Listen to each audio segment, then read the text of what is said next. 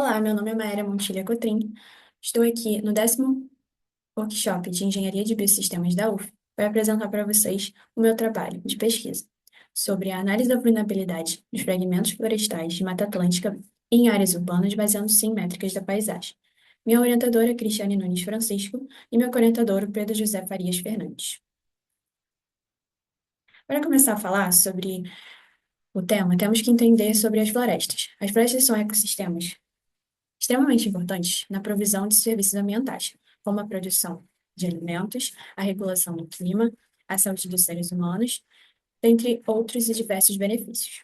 No entanto, as florestas vêm sofrendo com as ações humanas, como o desmatamento. Essas ações humanas causam um fenômeno chamado fragmentação florestal, que é um processo de redução das áreas originalmente conectadas de vegetação em mais partes. Sendo assim, os cálculos das métricas eles visam quantificar a distribuição e a estrutura desses fragmentos, para tentar entender a dinâmica dessas interferências, seja elas naturais ou humanas. O conjunto, de alterações físicas e bióticas no contato do ambiente externo e do ambiente interno do fragmento, ele é chamado de efeito de borda.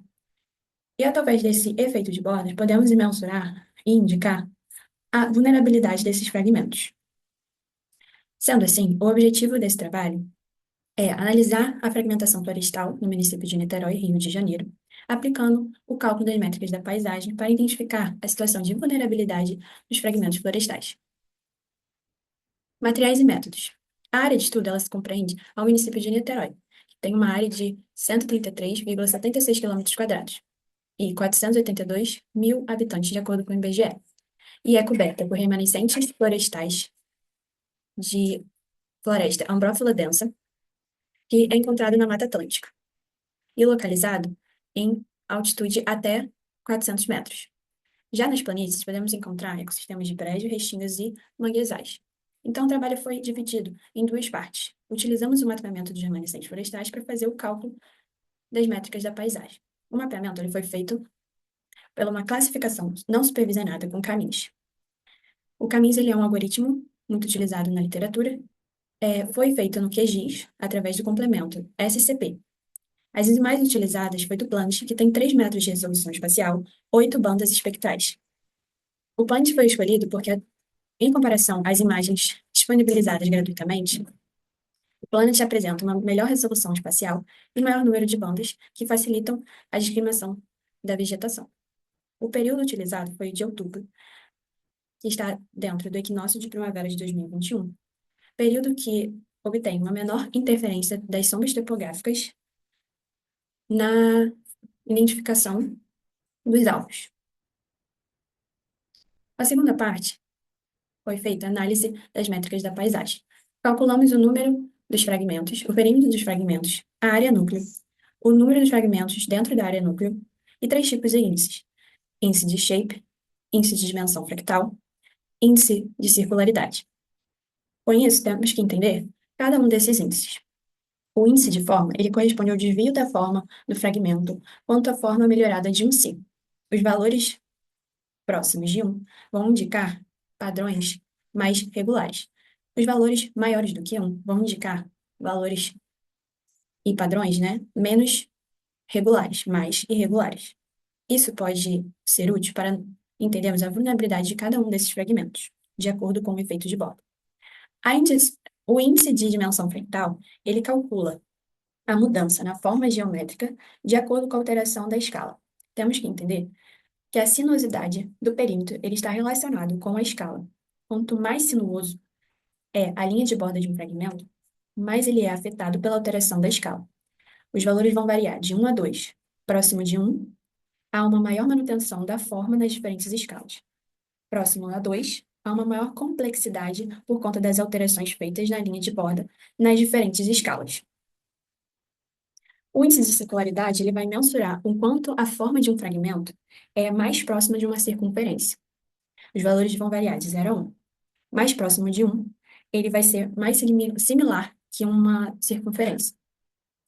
Mais próximo de 0, vai apresentar um formato mais alongado. Esses fragmentos com formato mais alongado têm maior vulnerabilidade, porque a área central ela é mais próxima da borda. Então, agora eu vou apresentar para vocês os resultados. Essa é uma tabela das métricas da paisagem. Obtemos 5 fragmentos no total, com área de 8.804 hectares, que corresponde a 65% dos remanescentes florestais dentro de Niterói. Podemos analisar que o primeiro fragmento é o maior fragmento que se sobressai dentre os outros, com 8.519 hectares. Os outros fragmentos têm área até 130 hectares.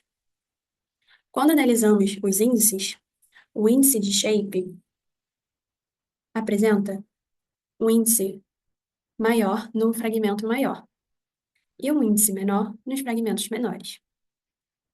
Então, os fragmentos menores, que têm valores até 8,5, têm formato mais regulares, então são menos vulneráveis comparando-se com os maiores fragmentos 1 e 2.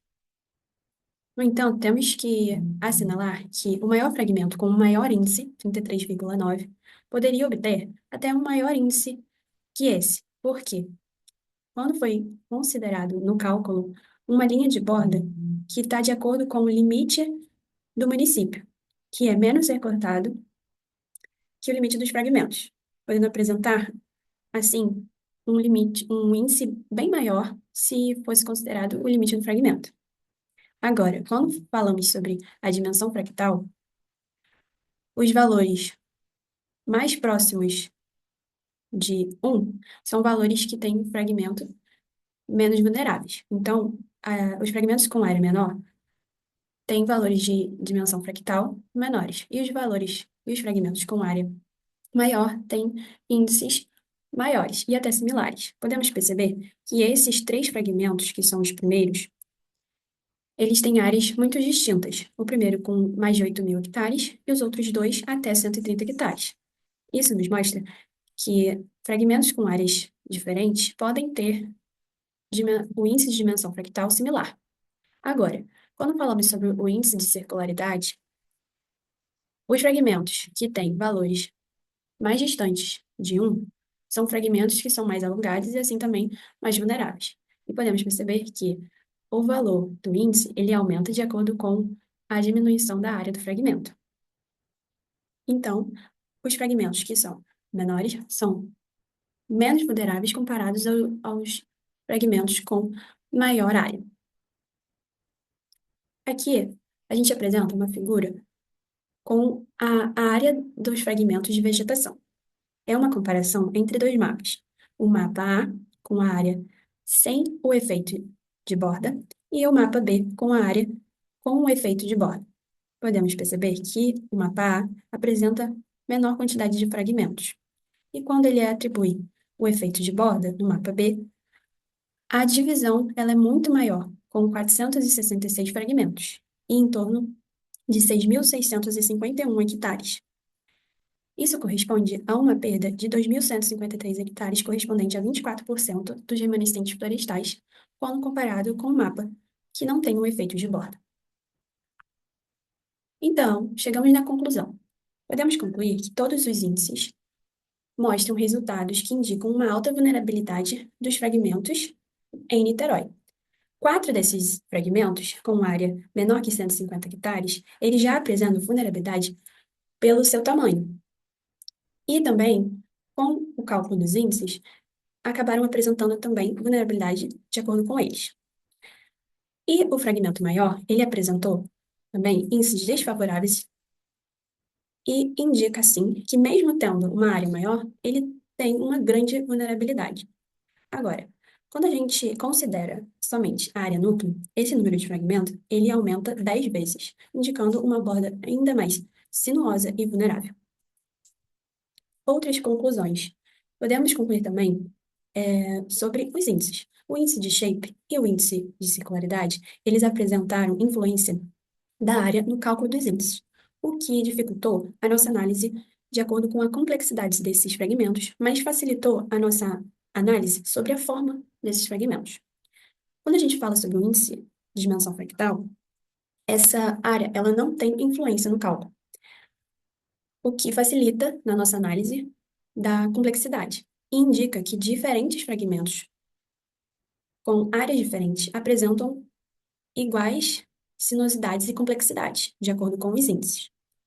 Então, através desses resultados, a gente pode perceber e formular estratégias para as florestas, para o manejo dessas florestas em Niterói, e assim adotar ações que possam aumentar a proteção e diminuir, assim, o efeito de borda, que tem afetado bastante as vegetações e as florestas de Niterói.